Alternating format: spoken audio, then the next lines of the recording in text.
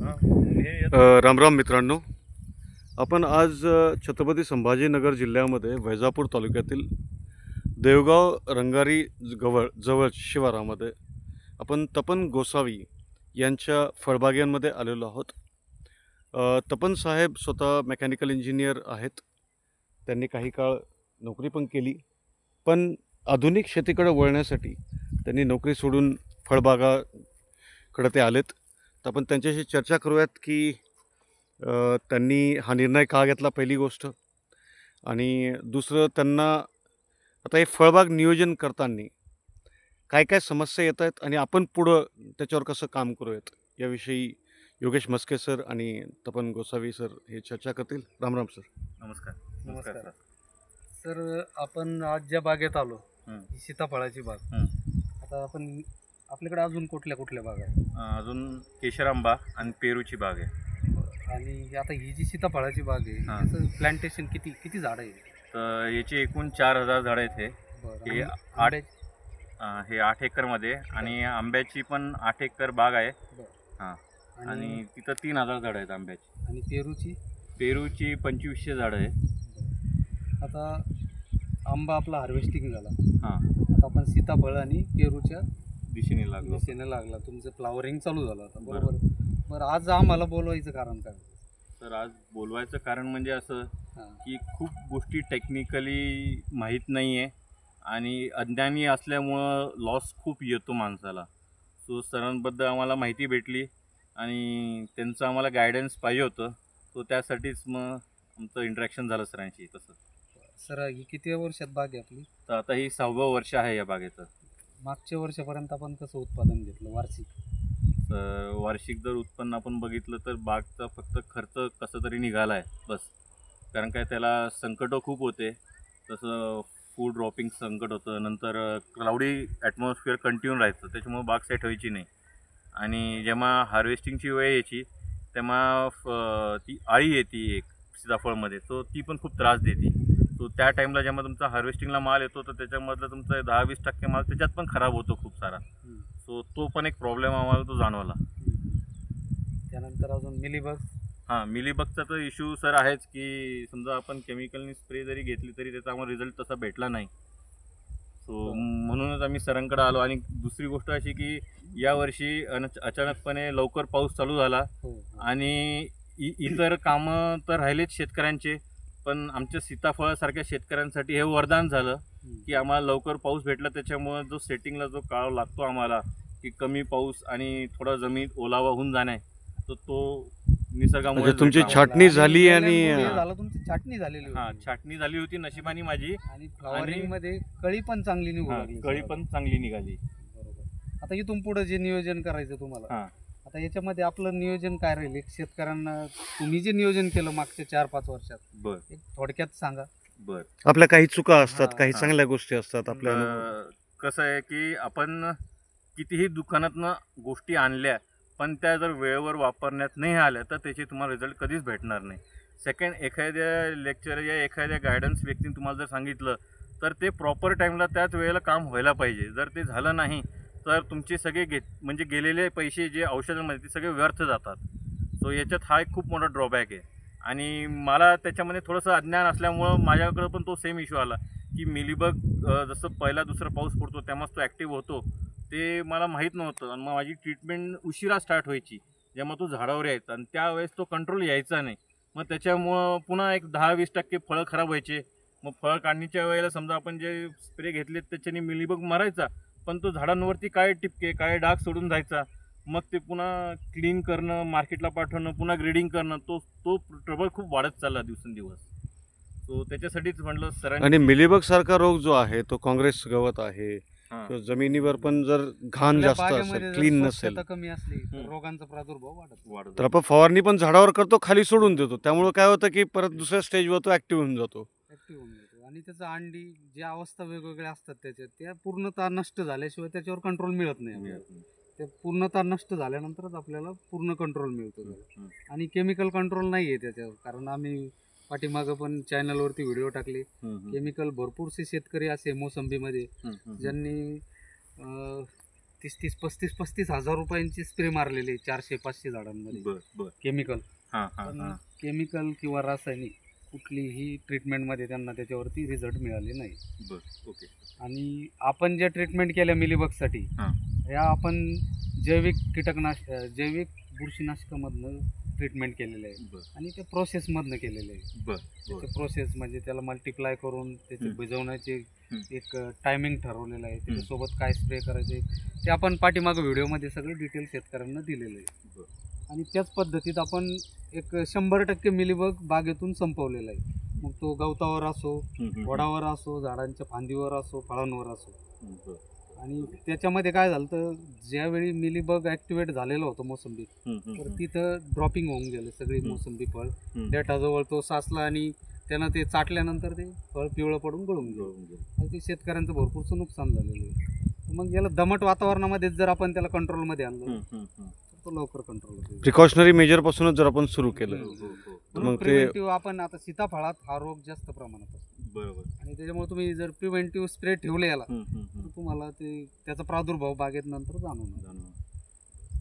अच्छा गोसावी साहेब, तुम्ही आता शेती करतायत पण तुमची शेती 3 वेगवेगळ्या ठिकाणी तुम्ही सांगितलंय की छत्रपती संभाजीनगरच्या पूर्वेला 120 किलोमीटर, पश्चिमेला 80 किलोमीटर आणि उत्तरेला 80 किलोमीटर अशा 3 भागामध्ये तुमचे. तर तुम्ही ही कशी मॅनेज करता? म्हणजे कारण एका युवकाला एवढं सोपं आहे का?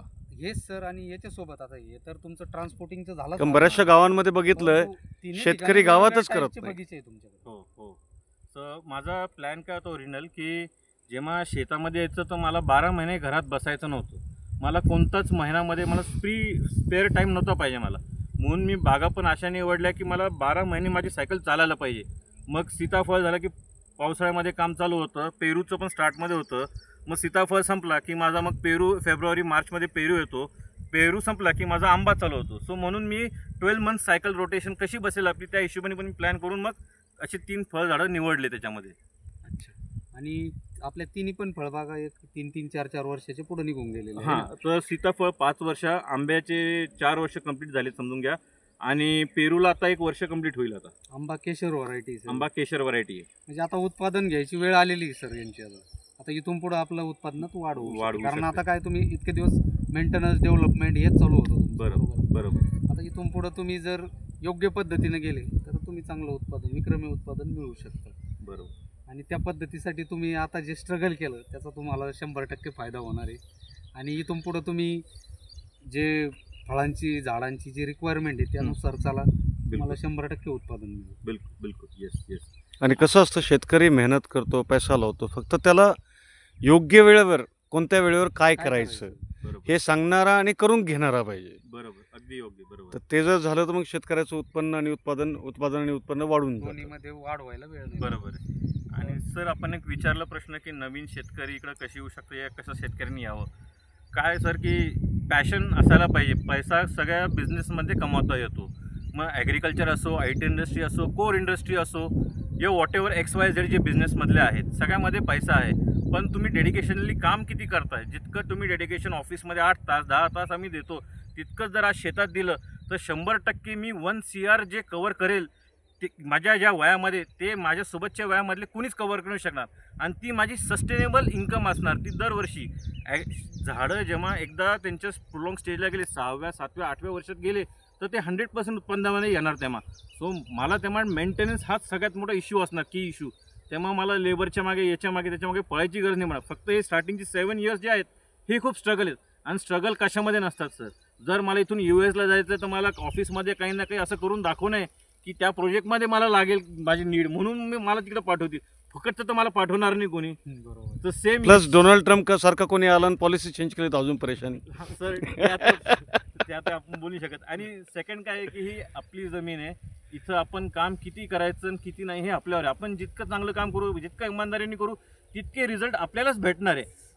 ओनर माइंडेड काम होणार आहे. Owner minded. आणि आपल्याला सिन्सिअर आपल्याशी राहायचं आहे. आपल्याला टाईम बॉम्ब आपण राहायचं आहे.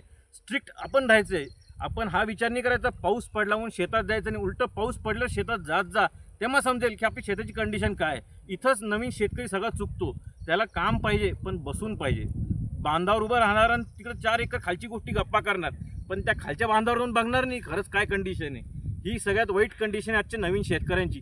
पिकं अशी पाहिजे ज्याच्यात सोपं आम्हाला उत्पन्न भेटेल, कष्ट नाही पाहिजे आम्हाला. कसं सोपं होईल ते बघतात. अरे जर कष्टच नाही केले तर उत्पन्न कसं सर भेटणार? नवनवीन गोष्टी तर ट्रायल करणंच आहे.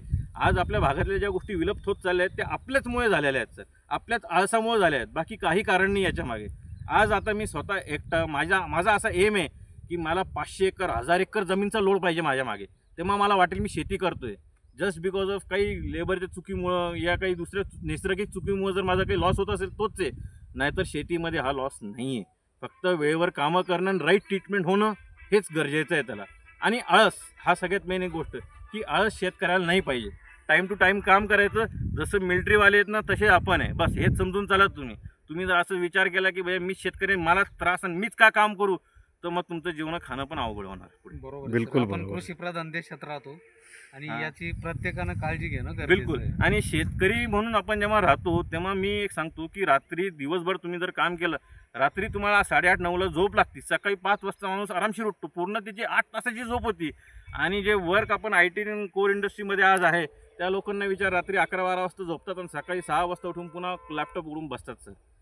कमीत कमी आम्हाला सकाळी डोळे उघडून लॅपटॉप तर नाही, आम्हाला झाडं दिसतात सर. आम्हाला आमच्या डोळ्यांना चष्मा नाही लागणार हे आम्हाला शाश्वत विश्वास आहे की आम्हाला चष्मा नाही लागणार, आम्हाला शुगर नाही होणार, कारण की आम्ही खायला साखर नाही खात, आम्ही फळं खातो. हा एक डिफरन्स आहे. जे ते 50 नंतर जे हॉस्पिटलमध्ये पैसे टाकणार आहेत ते मला टाकायची वेळ नाही येणार कधी, हे मला शाश्वती आहे माझ्यावर. सो ॲग्रिकल्चर कधी येण्यात आहे. आणि याच्यामध्ये सर काय आहे की आज जनसंख्या वाढत चालली, हा पॉईंट एक बघण्याची गरज आहे. जनसंख्या वाढत चालली, कमी होणार नाही, खाणारे वाढणार. खाणारे वाढणारच आहे. सो आपल्याकडं असं टेक्निक्स आज इंडियामध्ये आउट ऑफ इंडिया अवेलेबल आहे की बाबा तुम्ही कमीत कमी क्षेत्रामध्ये जास्तीत जास्त उत्पन्न कसं घेऊ शकतात.